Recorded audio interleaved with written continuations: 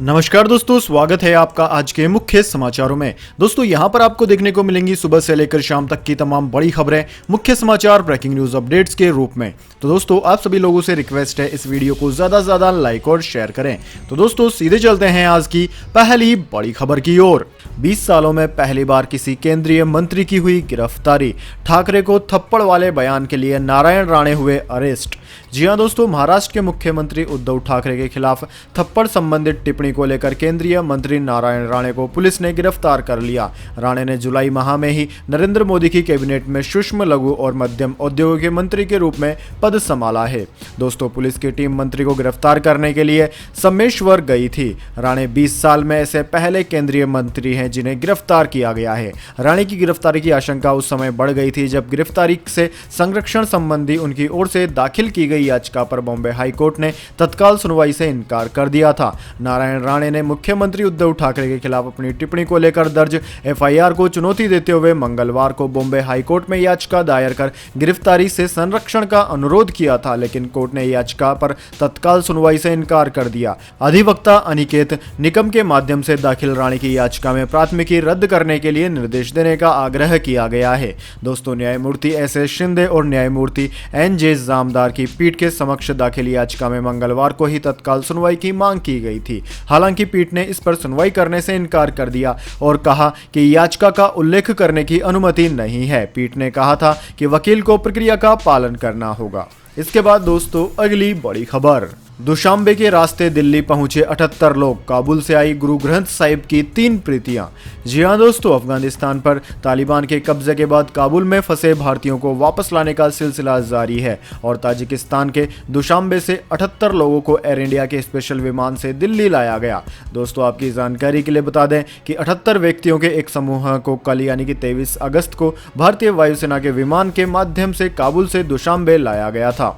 Dushanbe से दिल्ली आए लोगों में 44 अफगान सिख शामिल हैं जो काबुल से पवित्र श्री गुरु ग्रंथ साहिब की 3 प्रतियां भी अपने साथ लेकर पहुंचे। उनके साथ 25 भारतीय नागरिक भी दिल्ली पहुंचे हैं जो काबुल में फंसे हुए थे। सभी यात्रियों को एयर इंडिया के स्पेशल विमान के जरिए दुशांबे से दिल्ली लाया गया। दिल्ली पहुंचने पर 2 केंद्रीय मंत्रियों ने उनका स्वागत किया। इसके अलावा भारत सरकार के अधिकारी, भारतीय जनता पार्टी और भारतीय विश्व मंच के सदस्य भी उनकी सहायता के लिए एयरपोर्ट पहुंचे थे। इसके बाद दोस्तों अगली बड़ी खबर। अफगानिस्तान के ताज़ा हालात पर प्रधानमंत्री मोदी और पुतिन के बीच हुई चर्चा। 45 मिनट तक हुई बातचीत। जी हां दोस्तों, भारतीय प्रधानमंत्री नरेंद्र मोदी ने मंगलवार को रूस के राष्ट्रपति व्लादिमीर पुतिन से अफगानिस्तान के हालात पर चर्चा की। दोनों नेताओं के बीच करीब 45 मिनट तक फोन पर बातचीत हुई और तालिबान के कब्जे के बाद अफगानिस्तान के मौजूदा हालात के साथ साथ कई द्विपक्षीय मुद्दों पर चर्चा की गई। प्रधानमंत्री ने एक ट्वीट में कहा कि अफगानिस्तान के ताज़ा हालात पर मेरे मित्र राष्ट्रपति पुतिन के से विचारों का उपयोगी और विस्तृत आदान प्रदान हुआ। हम दोनों ने कोरोना के खिलाफ भारत रूस सहयोग सहित द्विपक्षीय एजेंडे से संबंधित मुद्दों पर भी चर्चा की। महत्वपूर्ण मुद्दों पर घनिष्ठ विमर्श जारी रखने पर दोनों सहमत हुए। इससे पहले प्रधानमंत्री मोदी ने सोमवार को जर्मनी की चांसलर एंजेला मार्केल से भी अफगानिस्तान में सुरक्षा हालात और क्षेत्रीय मुद्दों पर चर्चा की थी। दोनों नेताओं ने इस दौरान शांति और सुरक्षा बनाए रखने के महत्व पर भी जोर दिया। इसके बाद दोस्तों अगली बड़ी खबर। तालिबान को बड़ा झटका। अमेरिका सहित 60 देशों ने अफगानिस्तान को मिलने वाली आर्थिक मदद रोकी। सपोर्ट में है केवल चीन। जी हां दोस्तों, अफगानिस्तान पर कब्जा जमा चुके तालिबान को अमेरिका सहित 60 देशों ने बड़ा झटका दिया है। इन देशों ने अफगानिस्तान को हर साल मिलने वाली कई मिलियन डॉलर की मदद रोकने का फैसला किया। हालांकि चीन तालिबान के सपोर्ट में सामने आया है। चीनी विदेश मंत्रालय के प्रवक्ता वांग वेनबिन ने अमेरिका को आड़े हाथों लेते हुए कहा कि अफगानिस्तान की बदतर स्थिति के लिए सिर्फ अमेरिका जिम्मेदार है। वेनबिन ने कहा कि अफगानिस्तान को इस हालत में छोड़कर अमेरिका वापस नहीं जा सकता। चीन युद्ध जैसी स्थिति का सामना कर रहे अफगानिस्तान को मजबूत करने के लिए जरूरी कदम उठाएगा। तालिबान के कब्जे के बाद अमेरिका के बैंकों में मौजूद अफगान सरकार के खातों को सील कर दिया गया है। इसके अलावा अंतर्राष्ट्रीय मुद्रा कोष ने भी अफगानिस्तान को मिलने वाली 460 मिलियन डॉलर निकालने पर रोक लगा दी है। दोस्तों अफगानिस्तान सेंट्रल बैंक के विदेशी भंडार में जमा 9 मिलियन डॉलर में से करीब 7 million dollar federal reserve bank और न्यूयॉर्क के पास है। बाइडेन प्रशासन पहले ही इस पैसे को सीज कर चुका है। कोशिश की जा रही है कि बाकी पैसे भी तालिबान तक न पहुंच सके। अगले 4 साल तक अफगानिस्तान को $12 मिलियन देने के लिए 60 से ज्यादा देशों ने नवंबर में एग्रीमेंट किया था। अब यह पैसा मिलना भी मुश्किल नजर आ रहा है। इसके बाद दोस्तों अगली बड़ी खबर, पंजशीर से बातचीत की मेज पर आने को मजबूर हुआ तालिबान। अहमद मसूद से मौजूदा हालात और सरकार गठन पर शुरू की चर्चा। जी हां दोस्तों, अफगानिस्तान पर कब्जे के बाद तालिबान एक और सरकार बनाने की कवायद में जुटा है तो दूसरी ओर उसकी ओर से कई गुटों से बातचीत भी जारी है। पंजशीर में इस्लामिक अमीरात और रेजिस्ट फ्रंट के बीच सीधी बातचीत शुरू हो गई है। रेजिस्ट फ्रंट और इस्लामिक अमीरात के सूत्र इस बात की पुष्टि करते हैं कि तालिबान का एक प्रतिनिधिमंडल अहमद मसूद के साथ अफगानिस्तान की वर्तमान स्थिति और भविष्य की सरकार पर चर्चा करने के लिए आज यानी कि मंगलवार को पंजशीर गया है। इससे पहले अफगानिस्तान के कार्यकारी राष्ट्रपति अमरुद्दुल्ला सालेह ने आज मंगलवार को पंजशीर के हालात पर मीडिया से खासी बातचीत में कहा कि तालिबान जो दावा कर रहा है कि उसने पंजशीर के कुछ हिस्सों को अपने कब्जे में ले लिया है वह बिल्कुल गलत है। हम पूरी तरह नियंत्रण में है। पंजशीर के लोगों का जोश पूरी तरह से हाई लेवल पर है। कार्यकारी राष्ट्रपति सालेह ने कहा कि पंजशीर के लोग तालिबान के सामने झुकने के लिए तैयार नहीं हैं। हम हर तरह की बातचीत को तैयार हैं। हम अपने इलाके में शांति चाहते हैं, लेकिन अगर तालिबान लड़ाई चाहता है तो हम लड़ने के लिए भी तैयार हैं। इसके बाद दोस्तों अगली बड़ी खबर, राहुल गांधी ने कहा 70 साल में जो भी देश की पूंजी बनी उसे मोदी सरकार ने बेचने का निर्णय ले लिया है। जी हां दोस्तों, केंद्र सरकार के महत्वाकांक्षी नेशनल मोनेटाइजेशन पाइपलाइन प्रोग्राम पर राहुल गांधी ने नाराजगी जाहिर की है। उन्होंने नरेंद्र मोदी सरकार पर इस योजना के जरिए देश की सरकारी संस्थानों को बेच डालने का आरोप लगाया। दोस्तों मंगलवार को राहुल गांधी ने प्रेस कॉन्फ्रेंस कर कहा कि 70 साल में जो भी देश की पूंजी बनी मोदी सरकार ने उसे बेचने का काम किया है। राहुल गांधी ने कहा है कि रेलवे को निजी हाथों में बेच दिया जा रहा है।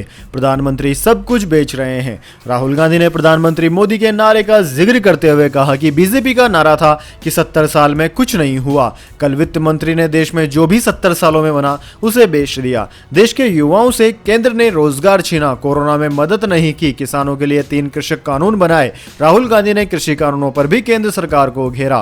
कांग्रेस नेता ने कहा कि मोदी सरकार ने 1.6 लाख करोड़ का रोडवेज बेच दिया। देश की रीढ़ कही जाने वाली रेलवे को 1.5 लाख करोड़ में बेच दिया। गेल की पाइपलाइन, पेट्रोलियम की पाइपलाइन, बीएसएनएल और एमटीएनएल को भी केंद्र ने बेच दिया। वेयर हाउसिंग को भी केंद्र सरकार बेच रही है। राहुल गांधी ने कहा कि केंद्र सरकार माइनिंग, 25 एयरपोर्ट, 9 पोर्ट, 31 प्रोजेक्ट भी बेच रही है। नेशनल स्टेडियम भी बेचा जा रहा है। इन्हें बनाने में तो 70 साल लग गए। इन्हें 4 लोगों को बेचा जा रहा है। यही सच्चाई है। उद्योगपतियों को इसका तोहफा सौंपा जा रहा है। इसके बाद में दोस्तों अगली बड़ी खबर, धीमी रही वैक्सीनेशन की रफ्तार तो सितंबर अक्टूबर में कोविड की तीसरी लहर की चेतावनी। हर दिन आ सकते हैं 6 लाख केस। जी हां दोस्तों, केंद्रीय गृह मंत्रालय के तहत आने वाले एक संस्थान की ओर से गठित एक विशेषज्ञ समिति ने आशंका जताई है कि देश में सितंबर और अक्टूबर के बीच कभी भी कोविड-19 की तीसरी लहर आ सकती है। रिपोर्ट में टीकाकरण की रफ्तार को और तेज करने का सुझाव दिया गया है। राष्ट्रीय आपदा प्रबंधन की ओर से गठित विशेषज्ञ समिति ने यह भी कहा कि बच्चों को वयस्कों के समान जोखिम होगा, क्योंकि बड़ी संख्या में बच्चों के संक्रमित होने की स्थिति में बाल चिकित्सक, अस्पताल, डॉक्टर और उपकरण जैसे वेंटिलेटर, एम्बुलेंस आदि की उपलब्धता मांग के अनुरूप नहीं हो सकती। प्रधानमंत्री कार्यालय को सौंपी गई रिपोर्ट में कहा गया है कि भारत में सिर्फ 7.6% यानी कि 10.4 करोड़ लोगों का ही पूर्ण टीकाकरण किया गया है और अगर वर्तमान टीकाकरण दर में वृद्धि नहीं की गई तो भारत में महामारी की अगली लहर में प्रतिदिन 6 लाख मामले सामने आ सकते हैं। इसके बाद दोस्तों अगली बड़ी खबर, कोरोना महामारी की तीसरी लहर पर स्वास्थ्य मंत्री का भी आया बयान। जी हां दोस्तों, देश के कुछ हिस्सों में जहां कोरोना वायरस को लेकर बेफिक्री दिख रही है, वहीं कई जगह कोरोना महामारी की तीसरी लहर का मुकाबला करने की तैयारियां जोर शोर से चल रही है। इसी सिलसिले में राजधानी में भी पुख्ता इंतजाम किए गए हैं। दोस्तों, दिल्ली के स्वास्थ्य मंत्री सत्येंद्र जैन ने कहा है कि दिल्ली सरकार भी संभावित तीसरी लहर को लेकर लगाए गए पूर्वानुमानों के तहत तेजी से काम कर रही है। स्वास्थ्य मंत्री सत्येंद्र जैन ने कहा कि आने वाले महीनों में दूसरी लहर के जैसा हाहाकार न मचे, इसलिए हम 37,000 बेड का इंतजाम कर रहे हैं। अस्पताल के इन एक्स्ट्रा बिस्तरों में 12,000 आईसीयू बेड होंगे। इसी के साथ किसी भी तरह के ऑक्सीजन संकट से उभरने के लिए पूरी तैयारियां की जा रही है। इसके बाद दोस्तों अब जान लेते हैं पूरी दुनिया और भारत में क्या है कोरोना महामारी की ताज़ा स्थिति। सबसे पहले दोस्तों बात करते हैं पूरी दुनिया की। तो दोस्तों पूरी दुनिया की बात की जाए तो पूरी दुनिया में इस वक्त तक इस महामारी के संक्रमितों का आंकड़ा 21,26,10,000 को पार कर गया है, जबकि दोस्तों इस महामारी से मरने वालों की संख्या 44,42,000 के पार है। दोस्तों इस महामारी से सर्वाधिक प्रभावित देशों की बात की जाए तो उनमें America, India, Brazil, Russia, United Kingdom, France, Turkey, Argentina, Colombia आदि प्रमुख हैं। इनमें भी दोस्तों अमेरिका सबसे ज्यादा प्रभावित है। अमेरिका में हर रोज 1.5 लाख के लगभग नए मामले सामने आ रहे हैं। इसके बाद दोस्तों अब जान लेते हैं क्या है भारत के हालात, लेकिन उससे पहले मेरी आपसे एक छोटी सी रिक्वेस्ट है। अगर दोस्तों आपको अभी तक हमारी न्यूज़ पसंद आई तो इसे एक छोटा सा लाइक जरूर दे दें, और अगर आपको पसंद नहीं आई है तो बेशक आप डिसलाइक भी कर सकते हैं, लेकिन दोस्तों लाइक और डिसलाइक जरूर कीजिए, क्योंकि दोस्तों यही हमारी मेहनत का फल होता है और इसी से पता चलता है कि आपको हमारी वीडियो पसंद आ रही है या नहीं। तो दोस्तों जान लेते हैं क्या है भारत के हालात। दोस्तों भारत में इस वक्त तक 3,24,74,000 से ज्यादा इस महामारी के मामले सामने आ चुके हैं, जिनमें से 4,35,000 से ज्यादा लोगों की मौत भी हो चुकी है। वहीं दोस्तों इस महामारी से सर्वाधिक प्रभावित राज्यों की बात की जाए तो उनमें महाराष्ट्र, केरला, कर्नाटक, तमिलनाडु, आंध्र प्रदेश, उत्तर प्रदेश, वेस्ट बंगाल, दिल्ली, छत्तीसगढ़, ओडिशा, राजस्थान, गुजरात, मध्य प्रदेश, हरियाणा, बिहार आदि राज्यों का नाम आता है।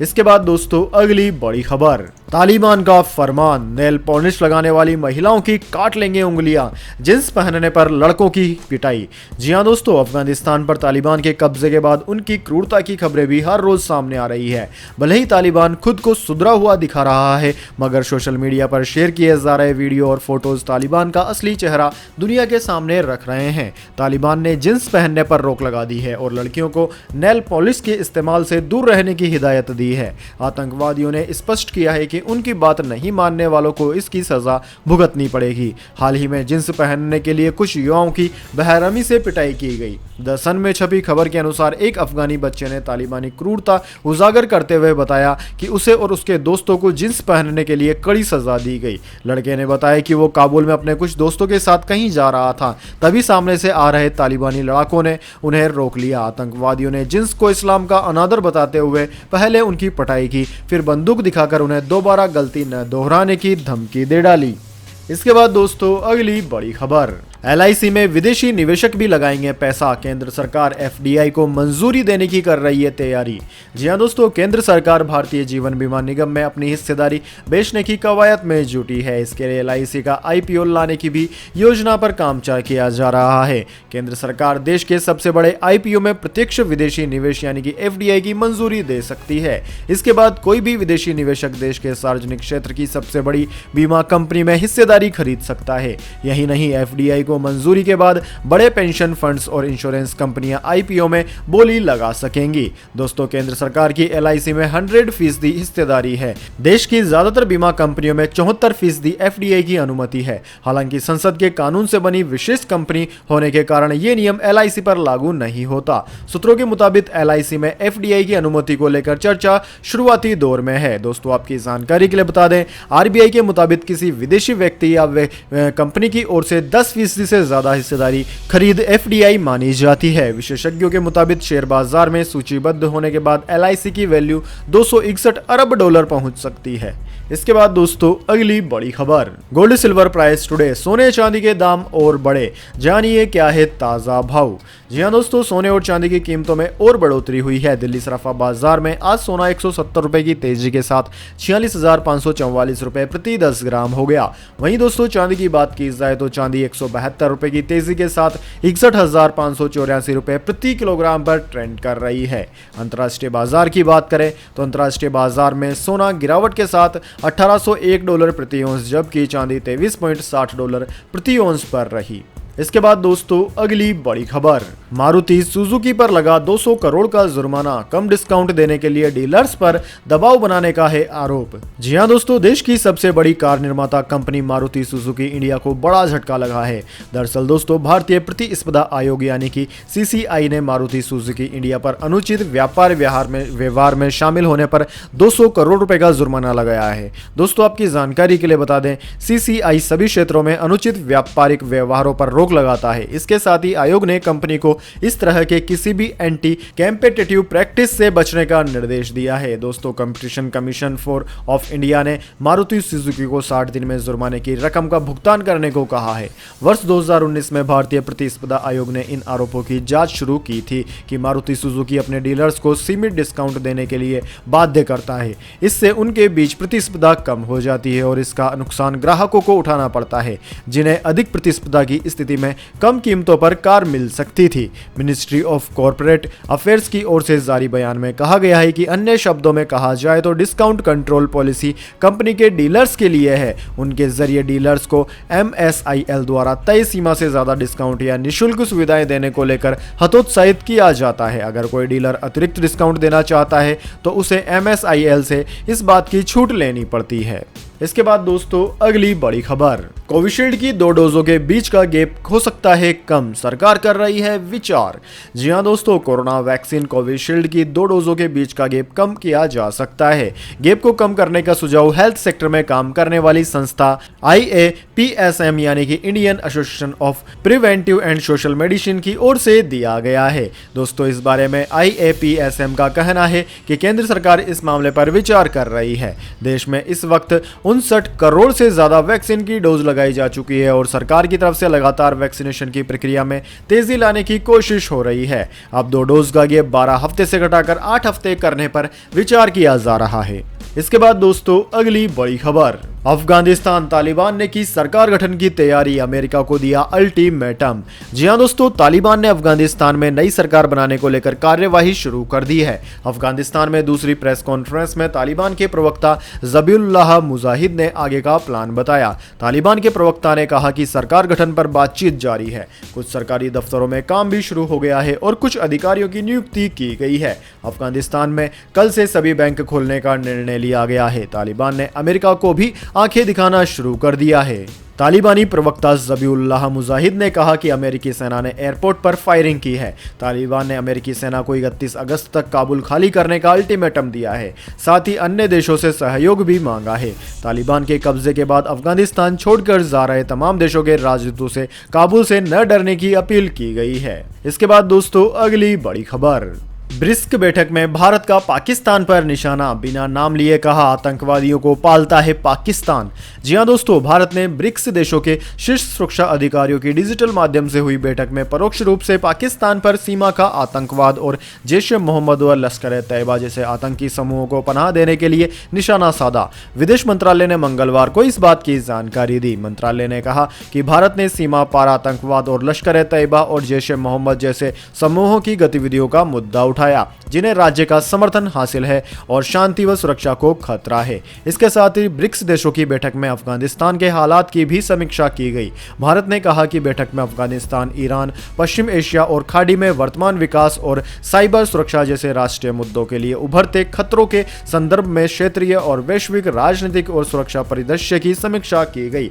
विदेश मंत्रालय ने आगे कहा कि राष्ट्रीय सुरक्षा के लिए जिम्मेदार उच्च प्रतिनिधियों की बैठकें ब्रिक्स देशों के बीच राजनीतिक और सुरक्षा मुद्दों पर विचारों के आदान प्रदान के लिए एक महत्वपूर्ण मंच के रूप में उभरी है।